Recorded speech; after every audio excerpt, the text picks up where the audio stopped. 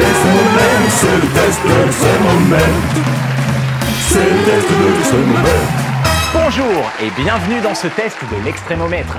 Aujourd'hui, nous allons passer en revue quelques petites situations et les analyser pour voir si elles véhiculent de simples opinions tout à fait recevables ou si elles cachent un discours extrémiste qui pourrait engendrer de la haine. Allez, c'est parti! Non mais moi je pense sincèrement qu'il faut protéger notre culture. Jusque-là, ça n'a pas l'air spécialement extrême, mais attention au contexte, parce que si ça veut dire... On a plein de belles traditions, un super folklore, ce serait tout de même dommage que ça se perde. Là c'est ok, opinion tout à fait recevable, même si on pourrait ne pas être d'accord et penser que le monde doit évoluer avec son temps ou s'ouvrir à d'autres traditions. Mais par contre, si ça veut dire... Nous ne sommes plus chez nous, les immigrés veulent nous imposer leur culture, grand remplacement. Bah là, c'est extrême. En plus d'être faux. Bon allez, deuxième situation. Ah bah ils nous volent notre travail, hein. Ah bah ils font beaucoup d'enfants parce qu'ils veulent juste les allocs, hein. Oh c'est des assistés, hein. Ça, c'est pas une opinion, c'est une accusation collective. Pas de chiffres, pas de faits, juste une généralisation. On cherche un bouc émissaire pour l'accuser de tout ce qui ne va pas dans la société. Et ça, c'est plutôt extrême. Allez, situation suivante.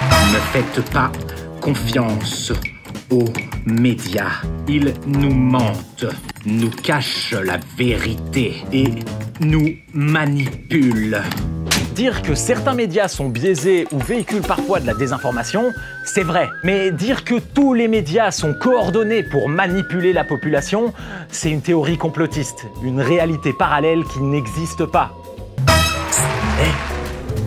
Devine un peu combien de vrais Belges. Oh ça va, hein, on rigole, hein. Plus rien à dire ici, moi. Bon, je pense qu'on est tous d'accord, faire des vannes, c'est le feu. On rigole bien, c'est carré. Mais dire un truc raciste et puis faire « c'était une vanne », ça rend pas le propos moins raciste ou moins discriminant. Surtout si tu penses réellement ce que tu viens de dire. En plus, vanne ou pas, ça contribue vraiment à véhiculer ces idées racistes. On passe à la suite. Non mais on parle jamais des hommes battus, hein. Les féministes contrôlent tout. Alors oui, les hommes victimes de violences, ça existe, c'est grave et c'est important d'en parler. Mais tu peux pas utiliser ça pour minimiser le problème des violences faites aux femmes qui est bien plus présent et ancré dans notre société. Et puis les féministes, elles veulent juste mettre fin à la domination des hommes sur les femmes. Donc si tu penses sincèrement qu'elles mènent un combat contre toi, c'est que tu fais partie du problème. Bon allez, une dernière situation pour la route.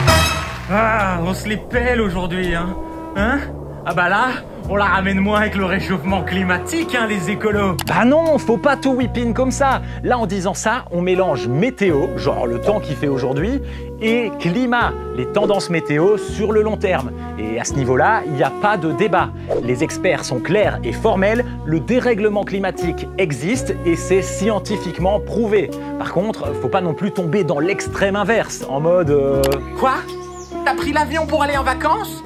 Criminel! Tu veux tous nous tuer en fait! Là encore, tout s'inscrit dans un contexte. Une personne qui prend l'avion, disons 2 fois par an, mais qui se déplace toute l'année à vélo et en train, aura moins d'impact écologique qu'une personne qui ne prend jamais l'avion, mais qui fait tous les jours des dizaines de kilomètres en SUV. Bref, il faut faire attention à ne pas tomber dans des discours simplistes où il y a des méchants et des gentils, et où les méchants, c'est les autres. Non, non, le monde est bien plus complexe et nuancé que ça. Et il faut savoir prendre du recul, analyser le monde, se remettre en question et éviter de tomber dans des généralités et des clichés qui nous divisent, parce que c'est là que commence l'extrémisme. Ciao! Test de l'extrêmomètre, c'est le test de l'extrêmomètre. C'est le test de l'extrêmomètre.